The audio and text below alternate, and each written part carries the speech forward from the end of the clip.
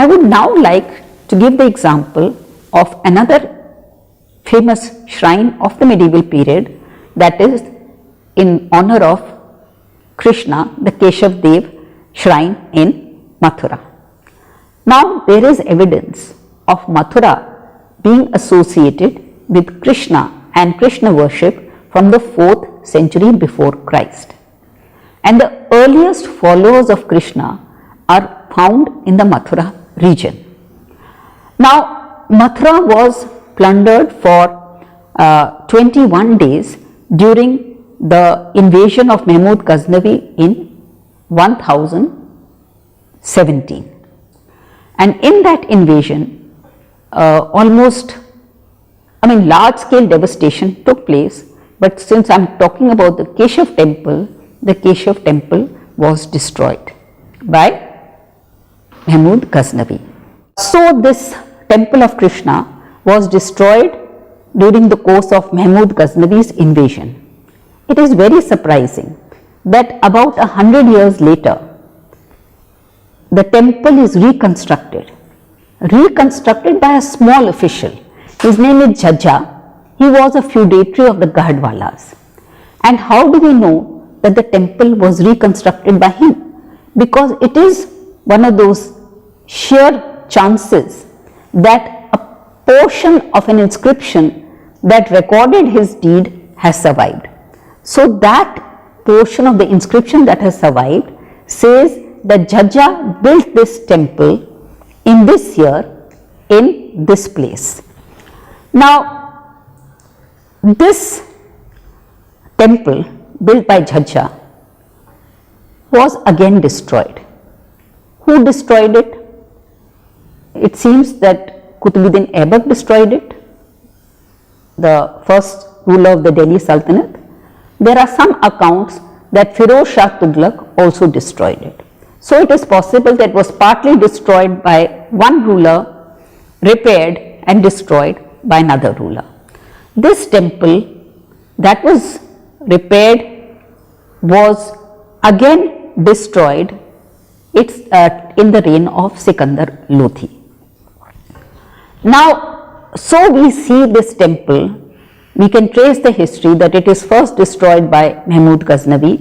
It is built, destroyed by Aibak, Iltutmish, and we come to the reign of Sikandar Lodhi. So that means there was an active presence of forces that were hostile to the traditions of Mathura in this region. That cannot be denied.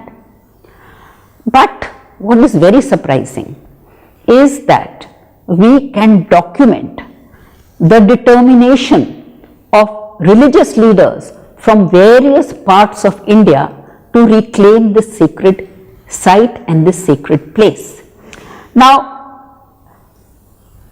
in the 14th century, a Brahmin from Telangana, Nimbarka, he comes to this area and sets up residence over here. And soon after, there is Madhav Puri, another person from Telangana. He is credited with installing the first image of Krishna in this area in the 14th-15th century. This is a time which was very, very adverse to the believers of Krishna. But at this time, religious leaders, unarmed, they are showing the determination and the courage to come to this region and reclaim whatever they can. So we have Nimbarka, that is the first. Then we have Madhavendra Puri and so many others. The two most important people who do so much to reclaim the sacred land of Krishna are Vallabhacharya and Chaitanya Mahaprabhu. Vallabhacharya belonged to a family of Krishna devotees, and he was travelling in the Jharkhand region when one day he hears a voice telling him, go to this area and you will find an image of mine which is buried in the mountain of Govardhan. Go there, find that image and make sure that I am worshipped. So Vallabhacharya, who is the founder of the Pushti Marg, he comes, he finds that image, he builds a small shelter for it and begins the worship of Govardhan Nath Ji. Alright. At around the same time, Mahaprabhu Chaitanya sends two of his most important disciples, Roop and Santanam. He says, go to the Braj region and find the lost Leela sthals of Krishna. All those sites which are associated with the childhood and the adulthood of Krishna, find them. So Roop and Santanam come and they spend 15 years trying to locate the various sites that were associated with the life of Krishna, because nothing had been left. The whole area had been devastated. That is why we find religious leaders coming from various parts of India to re-sacralize the Braj, Mathura, Vrindavan area. And Chaitanya Mahaprabhu himself comes to Braj and he finds the Radha Kund. So these are the instances of religious leaders coming and trying to reclaim that heritage of Krishna in the region. Now we come to the reign of Akbar.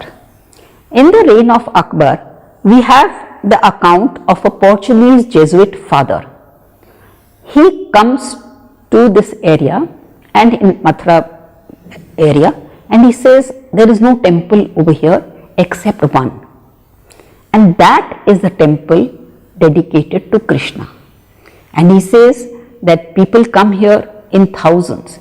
So many people come here, they go to the banks, they get their hair shaved off, then they come to this temple and he describes the temple in very, very vivid detail.